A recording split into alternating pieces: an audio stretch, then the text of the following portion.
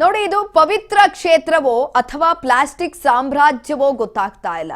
ಪವಿತ್ರ ಕ್ಷೇತ್ರ ಜೇನುಕಲ್ಲು ಸಿದ್ದೇಶ್ವರ ಬೆಟ್ಟದಲ್ಲಿ ನೈರ್ಮಲ್ಯ ಇಲ್ಲ.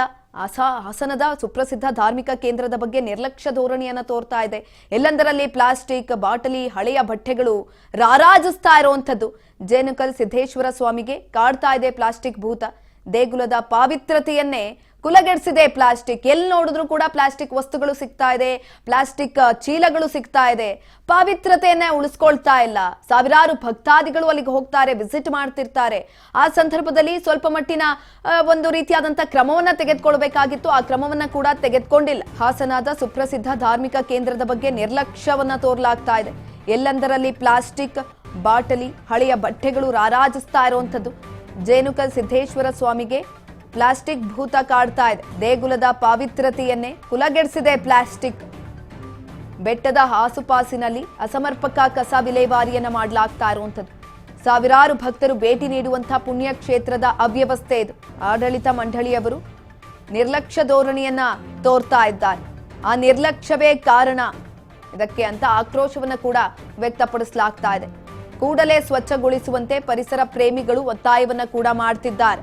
ಸಂಪೂರ್ಣವಾಗಿ ಪ್ಲಾಸ್ಟಿಕ್ ಮಯ ಆಗಿರುವಂತದ್ದು. ಅಲ್ಲಿ ಬೆಟ್ಟದ ಆಸುಪಾಸಿನಲ್ಲಿ ಅಸಮರ್ಪಕ ಕಸ ವಿಲೇವಾರಿಯನ್ನ ಮಾಡಲಾಗ್ತಾ ಇದೆ. ಪವಿತ್ರ ಕ್ಷೇತ್ರವೋ ಅಥವಾ ಪ್ಲಾಸ್ಟಿಕ್ ಸಾಮ್ರಾಜ್ಯವೋ ಗೊತ್ತಾಗ್ತಾ ಇಲ್ಲ. ಸಾವಿರಾರು ಭಕ್ತಾದಿಗಳು ವಿಸಿಟ್ ಮಾಡ್ತಾ ಇರ್ತಾರೆ.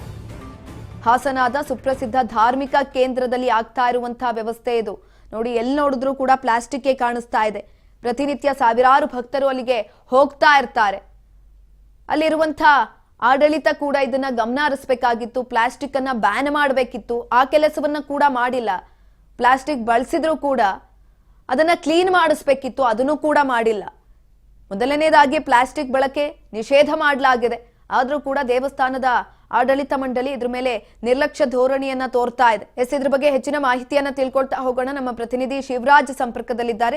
ಶಿವರಾಜ್, ಇದು ನೋಡಿ ಪವಿತ್ರ ಕ್ಷೇತ್ರ ಹೇಳ್ಕೊಳ್ಳೋದಕ್ಕೆ, ಆದ್ರೆ ಪ್ಲಾಸ್ಟಿಕ್ ಸಾಮ್ರಾಜ್ಯ ಆದಂತೆ ಕಾಣ್ತಾ ಇದೆ. ಎಲ್ಲಿ ನೋಡಿದ್ರು ಕೂಡ ಪ್ಲಾಸ್ಟಿಕ್ ರಾರಾಜಿಸ್ತಾ ಇರುವಂತದ್ದು. ಏನಾಗಿತ್ತು, ಹೆಚ್ಚಿನ ಮಾಹಿತಿ ಕೊಡೋದಾದ್ರೆ? ಅದು ಭಾರಿ ಪುರಾಣ ಇತಿಹಾಸ ಇರ್ತಕ್ಕಂಥ ಜೇನುಕಲ್ ಸಿದ್ದೇಶ್ವರ ಸ್ವಾಮಿ ನಾಡಿನ ರಾಜ್ಯದ ನಾನಾ ಮೂಲೆಗಳಿಂದ ಕೂಡ ಭಕ್ತರ ಸಾಗ ದಿನೇ ದಿನೇ ಹರಿದು ಬರ್ತಾನೆ ಇರುತ್ತೆ. ಇಂಥ ಸಂದರ್ಭದಲ್ಲಿ ಕೋಟ್ಯಾಂತರ ರೂಪಾಯಿ ಆದಾಯ ಕೂಡ ಮಂಡಳಿಗೆ ಹೆಚ್ಚುತ್ತಾ ಇದೆ.